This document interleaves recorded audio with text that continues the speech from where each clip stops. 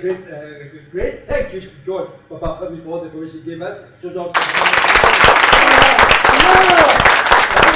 this man. Can you imagine Forbes?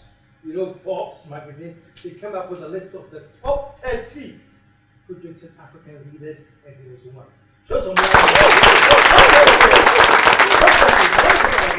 This guy, young guy, man, like my son. He is my son, really. And he has a BA from Harvard University. He has a doctorate in law from Harvard Law School. He also got his MBA from Harvard Business School. He went to Oxford University where he took international human rights law. And invite him. Put your hands together, show some love for the man. Sangu Delle. There we go.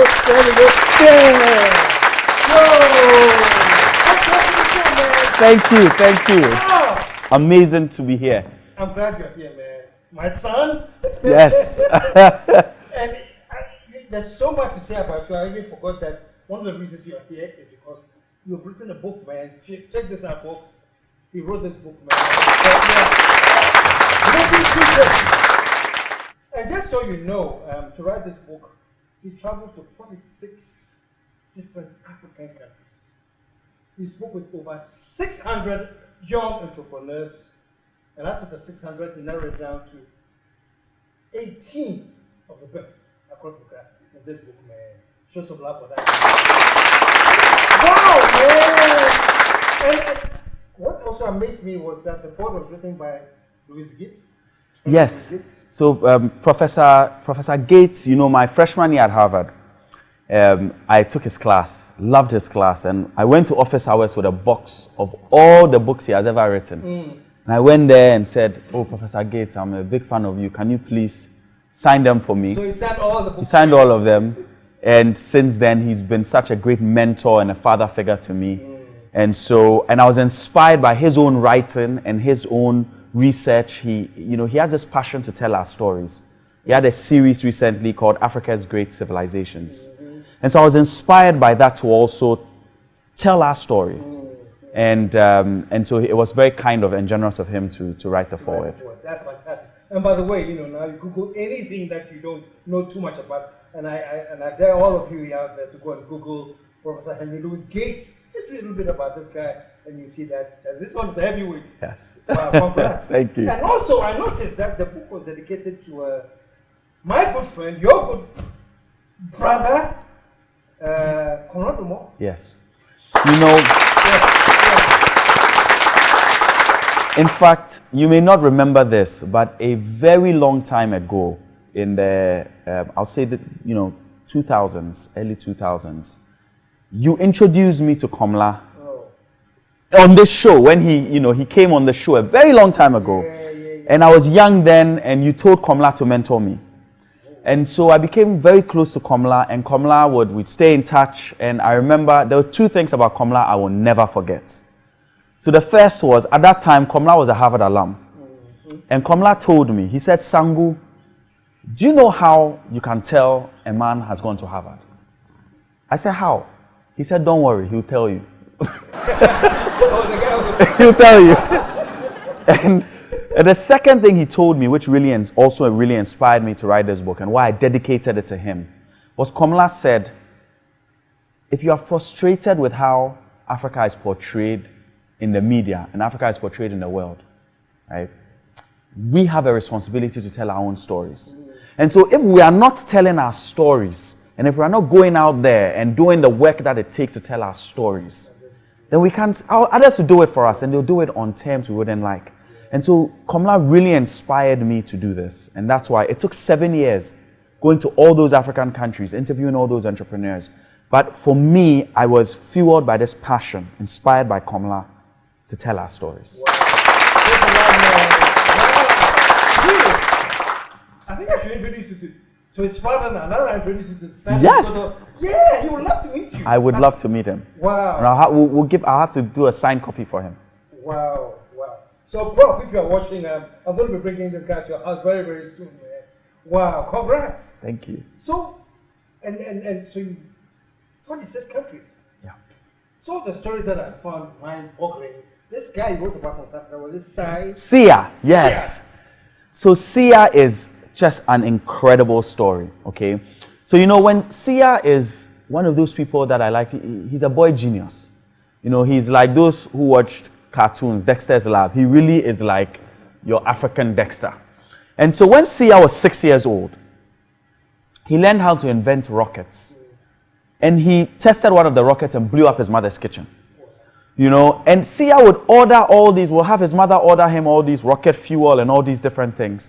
And one time they got a visit from the security services where they said, we think there's a suspected terrorist in this house. And the mother said, oh no, it can't be. I just live here with my son. They said, no, we have to meet your son. And they're obviously expecting someone older, and they see this small 6-year-old boy coming out. You know, and Sia has gone on to do incredible things. NASA, the space agency in the US, has actually named a small planet after Sia. Yeah. She's extraordinary, really extraordinary. And when you read the book, you learn about the amazing things he's doing and what he's doing now too. He wants to solve Africa's energy poverty. Really. Yeah. I mean, he's such a, and you know, he was my junior at Harvard. And when you meet him, you'll never know this is somebody that a planet is named after. So humble. So humble. In fact, Sia came to me and told me I should mentor him when he was a freshman. Really? Then I did research on him, and I said, Sia, I beg you, you need to mentor me. You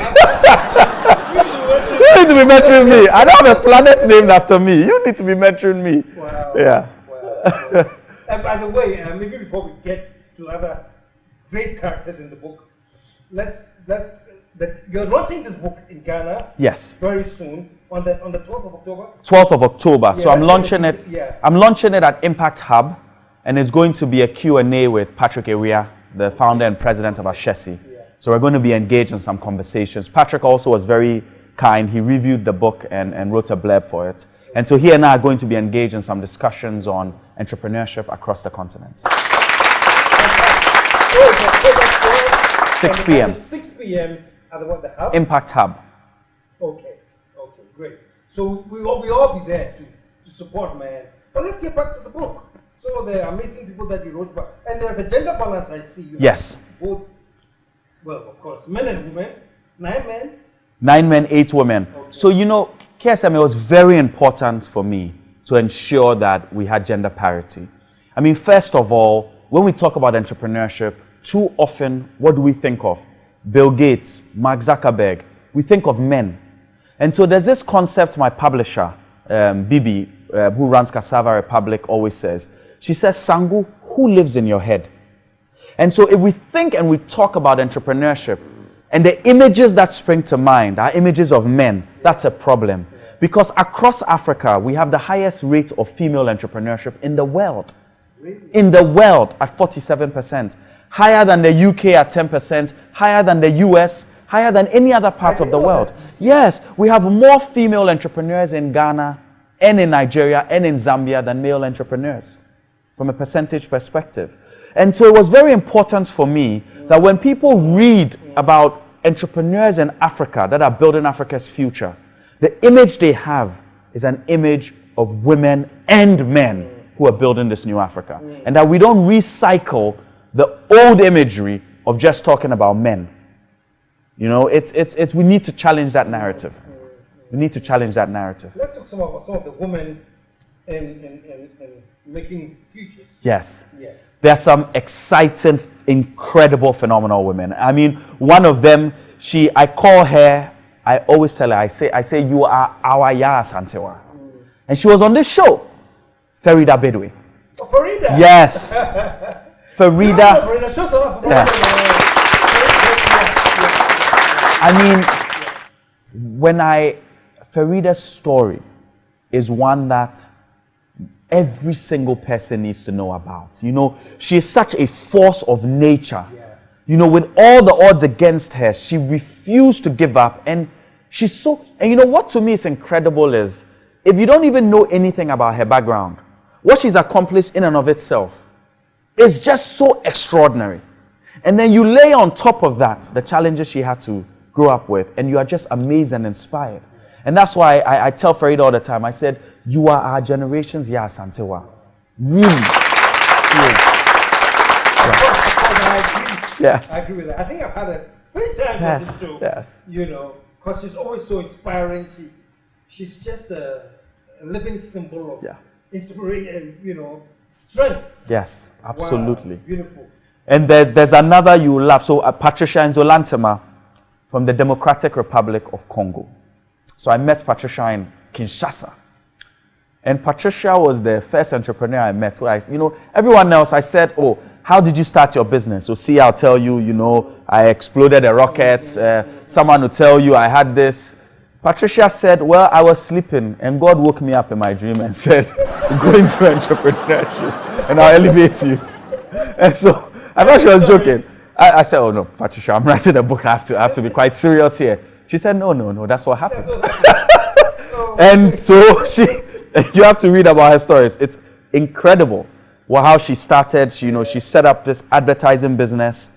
Her first client, she didn't even have an office, and how she was able to swing her first contract with Nestle is a remarkable story in and of itself.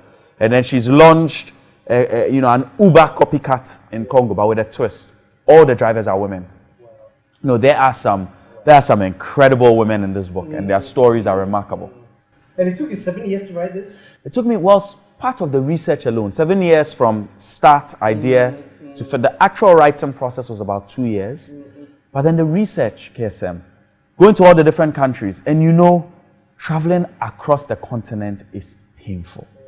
In fact, do you know that because I had my beloved Ghanaian passport, it was more difficult for me to travel across Africa. Really? Yes, it would have been easier if I had a British passport or another, a Canadian passport or US. Traveling with a Ghanaian passport, my African passport, across the continent. And it doesn't make sense. It really does not make sense. Because in a lot of these places you go to, if you have a UK passport, a US passport, and EU passport, you can get visa on arrival. But for us, a Ghanaian, a fellow African, we make it difficult. We make it very difficult. We make it very expensive. And the flights are not straightforward. Especially, look, if I had to travel to Francophone countries, it was easier for me to fly to Paris and then fly back down. Can you imagine? No, I mean, it just doesn't. Can you imagine? To go to Europe, just to come back. And come back. And so that's why I'm so excited, and I talk about this in the book. I'm very excited about the Africa Continental Free Trade Agreement. Because we traded across the continent among ourselves before the Europeans drew lines separating us arbitrarily. We used to, we talk about Aliko Dangote, Africa's richest man, but people don't realize that his grandfather, Dan Tata, was a very wealthy trader. And his trade routes used to take him from West Africa all the way through Central, all the way even to East Africa. His grandfather. He used to have, Pan-African trade routes. And so when we actually look at our pre-colonial history, there's a lot of inspiration for why we need to do things on a Pan-African basis. And that's also why, for me, I wanted to tell our story on a Pan-African basis. And that's really an amazing thought. And having accomplished this, a great book like this, and it's all centered on our continent. Yes. That's fantastic. We're showing so much. Now, we'll get to the book, but let me ask you this, man. It's been how many years since independence and all the talk about, what the lines that the colonials drew and the struggle for Africa, and the Europeans came, and through colonialism, we have been There's so many stories to talk about colonialism and its effects. Are we ever going to get out of it? And what needs to be done so that we can not travel from here to Paris before I come back to Lomé? Right. It requires, KSM, it requires a new orientation and new narratives. And so, unfortunately, if you even think about how we define ourselves, because we define ourselves with reference to our colonial experience, it dictates how we perceive ourselves. It dictates the narratives we build about ourselves. And it's problematic. So we need to unshackle that. And we need to make sure that and that's why one of the things I loved about Kwame Nkrumah's writings is he would always talk about the African personality and the African dignity, right? And the power of that narrative and what that meant. And he created this consciousness of this African personality and this African dignity that pervaded globally. And that's why you had, at his time, W.E.B. Du Bois coming to Ghana, right? You had Dr. King Padmore. You had all these global relationships that were formed where it wasn't just about Ghana, but it was about this global Pan-African journey. And it was inspiring for everybody around the world. And so I think in part of what I was also hoping to do in this book was to change the narrative for us to say, look, we've had this past. We acknowledge the past. But we need to move forward. And we need to move forward in a way that is as inspirational as the stories I talk about here. We need to be like young Sia, who at 6 years old says, I'm going to build a rocket and I'm going to, I'm blowing up my mother's kitchen. So how does the conversation, I weep sometimes at the conversations we have where it betrays our ambition. In a world that's now dominated by artificial intelligence, in a world where technology is rewriting the script, completely fundamentally changing our economy, we're still thinking at it's like, I call it almost the poverty of ambition. If Nkrumah in the 50s was imagining, nuclear technology and what we could do with it, and then in 2019, we're still harkening back to 19th century ways of doing things. It's problematic. Very. It's problematic. Very. And I'm glad to see, glimpses of hope coming out from people like you, to take it upon yourself to do 46 countries just to reach out to entrepreneurs in Africa, which otherwise nobody would even care about knowing or about. So this is beautiful. And I think you're right when you say we have to change the narrative, and perhaps you've started.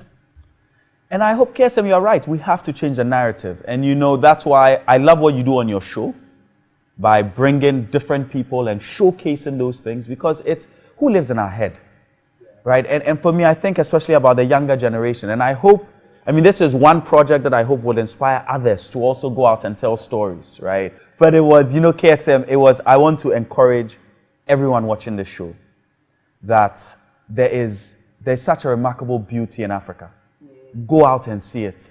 Forget going to London and New York for vacation. Go to Kigali and see, no trash on the ground. See what African excellence looks like. Wow. Go to Kampala. Go to Kinshasa. I went to Mauritania and hung out on the desert there, making tea and eating grilled lamb. There's so much beauty on the continent. And we need to go out and explore and share and tell our beautiful stories. Because as the late brother Komla said, if we don't, someone else will. Yeah. And I have another nephew who's doing a show now, and every time he starts a show, he says, until the lions have their own historians, the hunter will be the one telling the story. But that's true. It's true. We have to own our dignity. I like that so much. Well, congratulations. And the book launch is on the 12th of October. Yeah. And give us the details one more time before you leave here. Yeah, so 12th of October so the book launch is on the Saturday, the 12th of October at 6 p.m. at Impact Hub in Osu. And come join me and Patrick Ewia, the founder and president of Ashesi University. We'll be discussing the book, we'll be discussing entrepreneurship, and there will be lots of very exciting things going on then. Join us. Show some love one more time. And KSM, I have one last surprise before I go. So for your faithful viewers, I am going to leave 2 signed copies of the book. Really? So that they can get to see the story of our dynamic enterprise in Africa. Twitter handle in case somebody wants to Sure. communicate with you after? Yeah. So my Twitter handle is at Sangu Delle. So at SANGUDELLE. You can add me on Twitter and Okay. Then the number is on the screen right now, so you can add him and then follow him. Now, for those who want a copy of this book, send me a message on WhatsApp. Send the message to 02666999249 and just one sentence of why you think you should be giving this book. That's all I say. Send it to the number on the screen right now. Just one small sentence why you think you deserve the book. And next week I'll come and announce the proud winners who get this book. Sangu, thank you, man. Thank you. And keep doing what you're doing. Thank you. I can see the end, man. Thank you. Thank you, KSM. And amazing socks. See you around, folks. We'll be right back.